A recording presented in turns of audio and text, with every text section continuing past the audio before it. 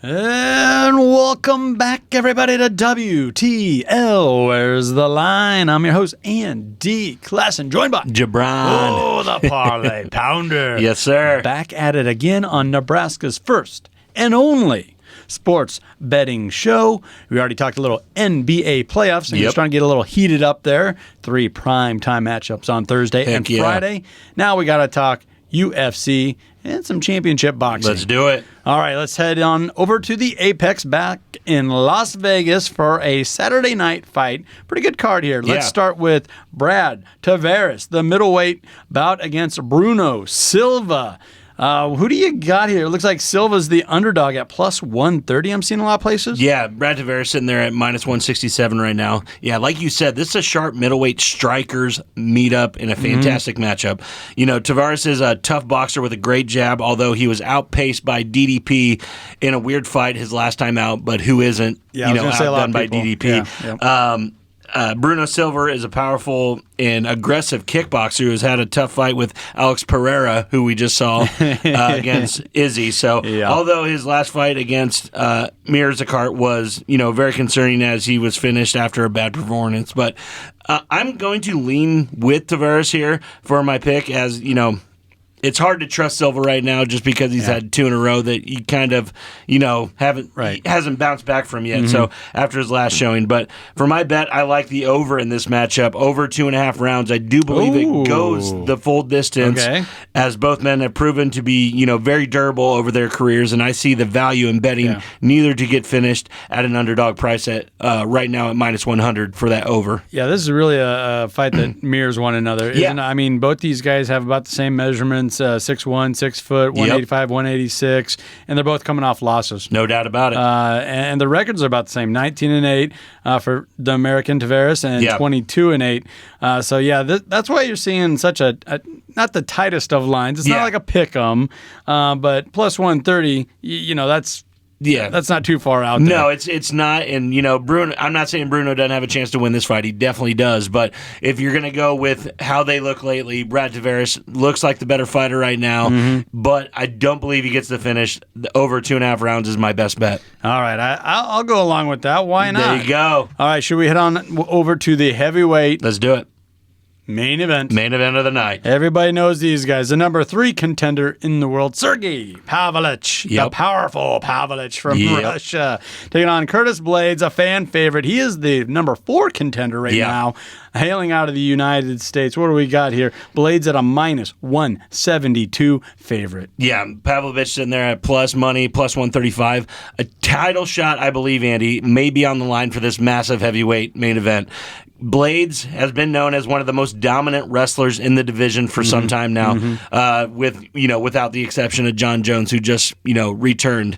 So, over that time, he has developed some solid boxing as well, and real power behind it. Sergey has burst onto the scene with a streak of round 1 knockouts over some of the most feared brawlers in the UFC, most recently Derek Lewis and Tai Tuivasa, 2 of our favorite fighters that we like to talk about on the show here. So although his wrestling has been a concern with, the All-Star Overeem fight being, hard to ignore, this has been a tough pick to fight, a tough fight to pick, but overall, I think Blaydes has more ways to win this fight. He has more of a high level experience against really, really good fighters, and then making, I think he's the rightful favorite here, and the line shows that. Good enough boxing, good enough striking to, hang in there with Pavlovich, and he can also get him with some of those leg kicks, lower body leg kicks. Pavlovich, you just look at the man's guns. There's some power behind that punch. And I think that kind of surprised old Tui, old Bam Bam. Oh, no doubt. He's like, you're going to stand in here with me? Great. And Pavlovich is like, you're going to think that here in a minute. No doubt about it. He gave him quite the wall up there. Do you see a knockout coming here, or do you think this one might go all 5? Yeah, no, I don't know if I see a knockout, Andy. I might see a submission, though, by Blaydes. Oh, there we go. I really think that he's going to get Pavlovich off of his game, get him on the ground, and once that happens, I think Curtis Blaydes gets him with the rear naked choke or something like that, and really gets him. So I am going under 2.5 rounds on this fight, Andy, at minus 140. So I really do believe that I don't know if it's going to be a knockout or a finish, but my best bet is to go under the 2.5 rounds. Under the 2.5. Wow, that's a key number there. You know what I mean? Because otherwise it probably would go if you can get it over that. Especially with two guys that really punch with so much power. Yeah. I like what you're saying there about Blaydes, and it kind of feels to me like you could really start, if you believe one thing, it leads to another, and it leads to another. You could really start stacking up No, exactly. a different type that's of what I'm play there. saying with the under on rounds is like, even if Blaydes doesn't win, Sergey has the power to end this at any point. In the first or second round. So I really believe that Blaydes gets the victory. So that minus 172 isn't terrible odds. Yeah. But I really like that under at the minus 140. So I'm going to go with the under as the best bet of the UFC night for me. Hey, give me the American as well. I'll go with the Blaydes over the Russian. What the heck? There you go. Should we talk some championship boxing? Let's do it. Tank Davis. Yes. Huge favorite. Minus 290 right now against Ryan Garcia. This is a Showtime pay-per-view, just like the good old days, coming out of Las Vegas. T-Mobile Arena, Saturday night bout. Yeah, Andy. These two boxers in their prime both come into this highly, anticipated bout with unblemished records. Neither of them have a loss. Both fighters are knockout artists, winning almost all their fights exclusively that way. This is fun.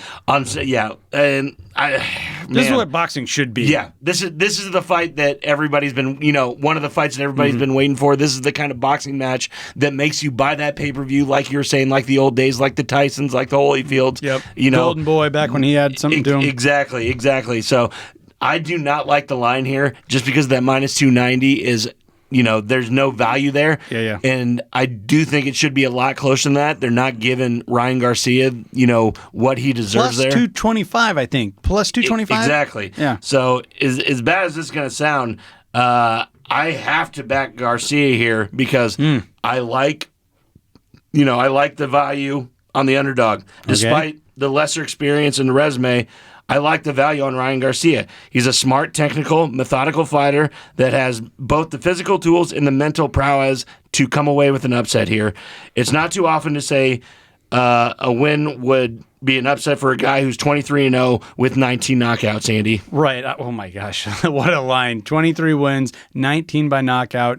Undefeated up to this point. And he's an underdog like that. Yeah. I don't think anyone would call you crazy for backing that. Exactly. And even Gervonta Davis by KO or TKO, there's no value there, Andy. He's at minus 145. A minus? To win it by knockout. Wow. On the flip side of that, Ryan Garcia, that we just said has 19 knockouts of his own, is at a plus 390 to knock out Tank. So, again, is this just where the majority of bettors right now, they haven't caught up to it? They don't know much about Garcia? What's going on here? The whole thing is Tank Davis is the biggest face on earth. Yeah. He's the biggest boxer on earth right now. The cool name, the cool guy. Everybody just throwing money on Davis, and that's why you see it so out of whack here. Yeah. All right. Well, do you have any type of a best bet or a parlay for the entire series here? You're going to string something together? Yeah, Andy. I mean, I just got to go with those fights that I just talked about, and kind of string them together. And, you got to start out with Tavares at a minus 160 money line, then go with Blaydes at a minus 170. And then if you throw in that plus 200 with Ryan Garcia, you put 25 on that, you're returning 175. So that's very good value. Not a lot of money betting on, but it's a huge return if that can happen. Again, that Ryan Garcia is a stretch, but there's no value in betting Gervonta Davis right now. Right. Even in the parlay, I mean, you already got two minus overwhelming favorites going along there, so you got to get some value in there somehow, some way, and Garcia is a pretty good way to go about that. I think so. I think just people are sleeping on him right now, and Garcia's power shouldn't be understated either. He has the ability to put someone on the canvas quickly.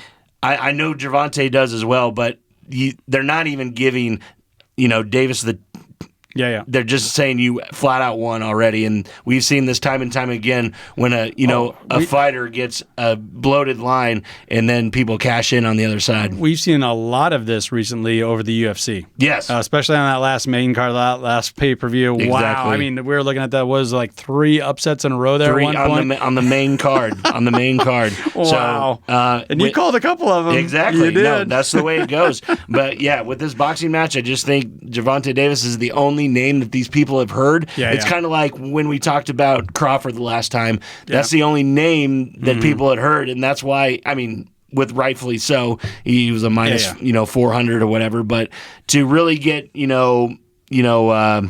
value on Davis, you're going to have to wait until Saturday and go round by round and see if you get plus money there. Right. So that's what I got right now. But yeah, give Garcia a shake. Well, I got a parlay for you here. Let's do it. Okay, so I'm talking. We always like to mention our partners, our sponsors, and that is the Nebraska Brewing Company. We got a little something going on this weekend with these guys. We do. Sunday, our first live broadcast. Yes. We are talking all Talladega. Yeah. The Geico 500 at the Super Speedway there in Talladega. It's going to be a lot of fun. You got a prop sheet put together. Yep. 22 different props. That's free at the door and free prizes to go along with it if you pick the winners. Yes. We're going to talk a little bit about Talladega coming up here. Yep. But obviously, we're talking midweek, late week bets. Yeah. Sunday is going to be a lot of fun. That live broadcast is going to be over ESPN Tri-Cities Facebook page. That's going to be over WTL's YouTube page. Yeah. We're also putting it up over our Twitter handle. So multiple ways to watch and get on the fun. And oh, by the way, this is going to be held at the Nebraska Brewing Company's tap room. Yes. There's going to be food. We got a catering service coming in, bringing barbecue. I think there's going to be some beers on tap there. A couple, anyways.